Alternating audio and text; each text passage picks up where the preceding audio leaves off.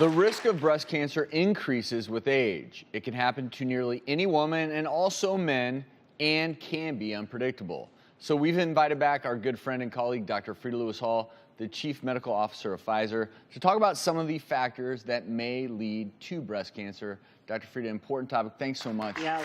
Thanks for having me. So each year, about 250,000 women and nearly 2,500 men are affected by breast cancer in the United States. Now, that means gender is a risk factor. You mentioned that increasing age is a risk factor, and there are other risk factors like race and ethnicity, lifestyle, and family history. But not all risk factors are created equally. For example, while white women are more likely to get breast cancer, when African American women get breast cancer, they are more likely to die from it. In fact, in the United States, deaths from breast cancer in African American women are 40% higher.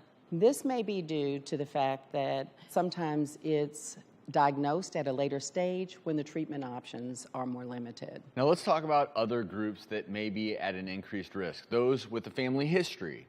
If a person has a mother, sister, or daughter who has been diagnosed, their risk can double. It can triple if two close relatives have breast cancer. Certain genes can also increase a person's chances of developing breast and other types of cancer.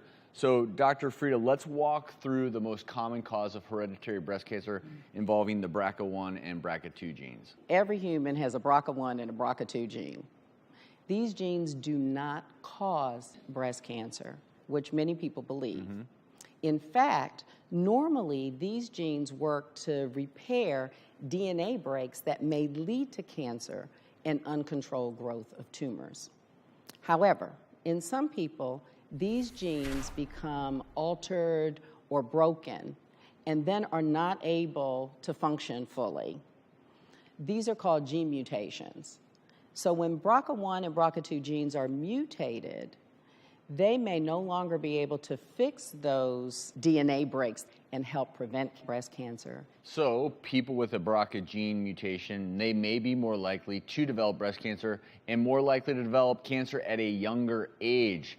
And to those who receive a breast cancer diagnosis, talk to your medical team about being genetically tested because it may help determine a treatment option for you.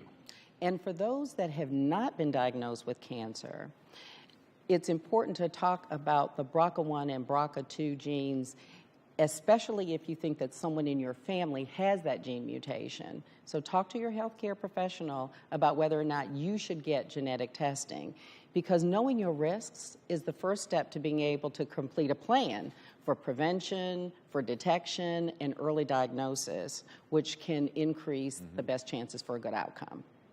So very true. And this is also complex, the BRCA1 and the gene testing. So many people want more information. We have that on gethealthystayhealthy.com. It's a good place to start for that information.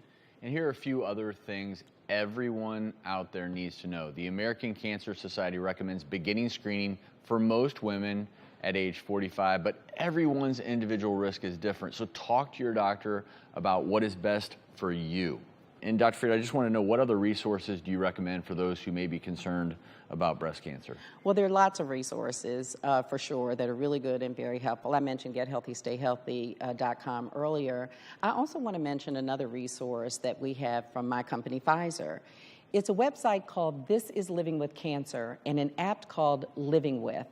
The site and app are meant to help people who have been diagnosed with cancer manage everything from scheduling doctor's visits to planning daily tasks to connecting with family and friends for support. So check it out. And Dr. Freda, I want to thank you so much for talking about this important topic with us today. We'll see you soon. More to come.